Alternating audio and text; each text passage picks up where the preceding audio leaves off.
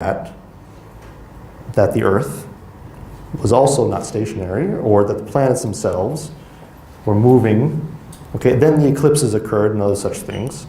So they did have a notion that there was motion occurring within the planetary system, with the planetary objects, the celestial objects as they call them. So this was actually a commonsensical belief. Now they didn't prove it, of course, until later, until it was actually observed directly or based on the shadow of from the sightings of the moon. But what I'm trying to say is that what we understand now, yes, it's been confirmed, and we have all the mathematical equations, we have the very advanced theories to explain it, but they had an inkling. They understood that there had to be, the truth of the matter was that yes, the Earth was round and that there was movement. So they had a basic understanding, a very basic understanding. So yes, it doesn't contradict what we understand now. It's very consistent. But at the same time, it's not what the Quran was not saying what we're saying about that. So that's all I'm trying to say, is we don't apply our language and our theories to these passages. We just understand them on that factual basis of observation. That's it. That's it. Just leave it there. Because it doesn't do anything, it doesn't have any benefit anyway to suggest that, oh, this is talking about the theory of whatever. It is no benefit at all. There's absolutely zero benefit, because the Quran was not sent for that purpose. The Quran was sent to make us more ethical, to remind us of Allah subhanahu wa ta'ala, to make us more devout, etc., etc. It was not meant to tell us about, this abstract theory in the future, or this or that. So, and the companions and the Prophet ﷺ were not motivated because of these things. They were motivated because of the purpose for these things, the reason for their existence. So that's what I'm trying to say, is that we should interpret it from that understanding, because when the Prophet ﷺ recited these ayahs and the companions heard them, they were reflecting on them in a way that was beneficial for their souls. They were reflecting on them in a way that, oh, Allah has given me so much. Allah has done so much for me. Allah is so powerful. Allah is so intelligent. So they were reflecting on His attributes. They were reflecting on His attributes. And they're reflecting on the purpose of that creation. So they weren't thinking, oh, the symmetry of the earth is so nice, or, oh, I didn't know that before. That's awesome. If you look at the seerah, they didn't talk about physical phenomenon in this way at all, in any scientific or sort of, very blunt or cold fashion. They only talked about things in a very poetic, a very purposeful, teleological manner.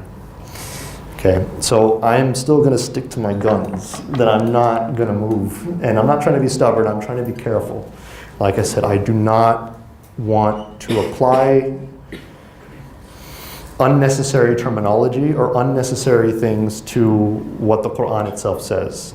I think what the Quran says is enough in that respect. And I'm going to leave it there, and I'm not going to go any farther. So, okay.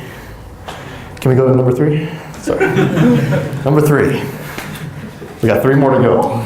It's okay. Alhamdulillah. Okay, evidence is necessary for any belief to be justified and explained. Science offers the only reliable form of evidence and explanation. Theism and religion are beliefs, therefore only scientific evidence can justify theism and religion.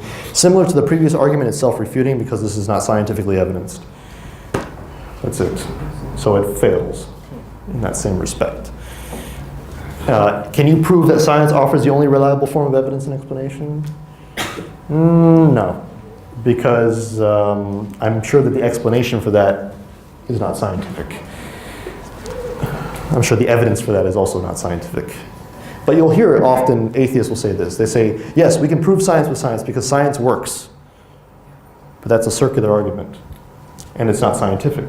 In fact, what they're saying is pragmatic, it's pragmatism, it's a philosophical position. They're saying what works is true. But that's not a scientific position. That's their philosophy being imposed upon science. So in fact, that's not a proof at all. Okay? Go to number 4, please. Okay. Okay, I love this one the most, actually, refuting. Is claim that God is all-powerful and all good. If God were all-powerful, He could prevent evil from happening. If God were all good, He would not allow evil to exist. A moral person cannot rely on or follow God that cannot prevent evil or does not want to, and evil exists, therefore God is either not all powerful, etc., etc. We read this before, and it's a very simple argument to defeat. First off, premise 2 and 3 are questionable. Premise 2 and 3 are questionable. If God were all powerful, he could prevent evil from happening. Meaning, okay, but the question is why? Why would he want to? So then it goes into the second one. So okay, fine, you want to admit that? He's all powerful, but he doesn't want to. So that means he must not be all good. That's false. Why is that false? In the Quran it says very specifically, remember when Allah subhanahu wa ta'ala made Adam? What did the angels say? Response. Yes. Will you create that will shed blood? And then what did Allah respond with? He said, I know what you do not. I know what you do not. So our perception, the very easy way out of this argument is this. Our perception of good and evil is relative to us. What Allah subhanahu wa ta'ala sees is much greater. So by his knowledge, what he could be allowing is actually quite good. See, what we see is only within this context. He sees from past, present to future. He sees the entire benefits of good actions, and he sees the entire consequences of bad action. And if an atheist were to argue, well, there's so much evil in the world, I would respond and say, are you sure? Because if there was more evil than good, would we still be here? Is it possible that we could live in a universe where there's more evil than good, when evil is a destructive force? I would say that the world is balanced. It's balanced, perfectly balanced. So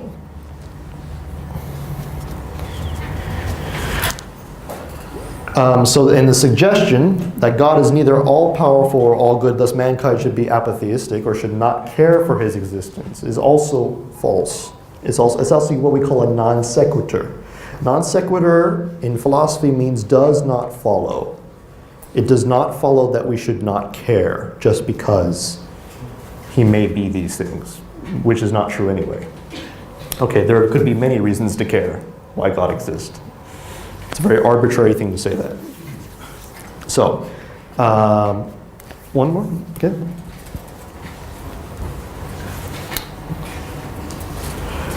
So P3 is the questionable one here. Science had to reject religious dogma for science to advance. Society had to reject religious dogma for science to advance. This is historically inaccurate. Okay, this is based on a myth. You'd have to study up more on that to understand why, but I will give you just some brief examples. The majority of the world is religious. The majority of the world is religious. Okay? And given that, you would think that those societies with a large religious population would be against scientific advancement. However, you see quite the opposite. I'll give you one example, Iran. Iran is considered to be a very religious society in many respects, at least compared to a secular society it is. They have the highest rate of scientific advancement in the world. Okay, 120% per year. 120% scientific output per year. That's incredible. And it's because of their pragmatic need to defend themselves. All right, so there are multiple factors that may impede or promote scientific advancement. It's not always religious, and it's not always religious people. In fact, there have been a lot of atheists who have done the exact same thing when it suits them politically or it suits them financially. So this is a very simple argument, and it's something that can be proven with just a few examples. Most atheists just say this without actually giving any evidence. They usually just, it's just something they read in the books, and then they repeat the same thing over and over again. One more. The argument for secularism. This is one that's very important as well. Religion predominantly causes violence and sectarianism. We've already discussed this earlier, and I gave you some examples as to why this wasn't true. If you'd like, we can go into this further, but religion in and of itself cannot cause anything. Human beings tend to do this. Human beings are the cause for mostly everything in this world. We have will, we have free will, we decide what we want to do. And in fact, I can prove this using current statistics on terrorism. And I love to get into this argument. Actually, I love this argument because when I see the face on the atheists after I deal with them, it's very nice. The majority of terrorists recorded, that have been surveyed, et cetera, have often listed themselves as not religious prior to committing the acts that they do. For instance, I will give you the 19 hijackers in the 9/11 attacks. The day prior to the attacks, they were going to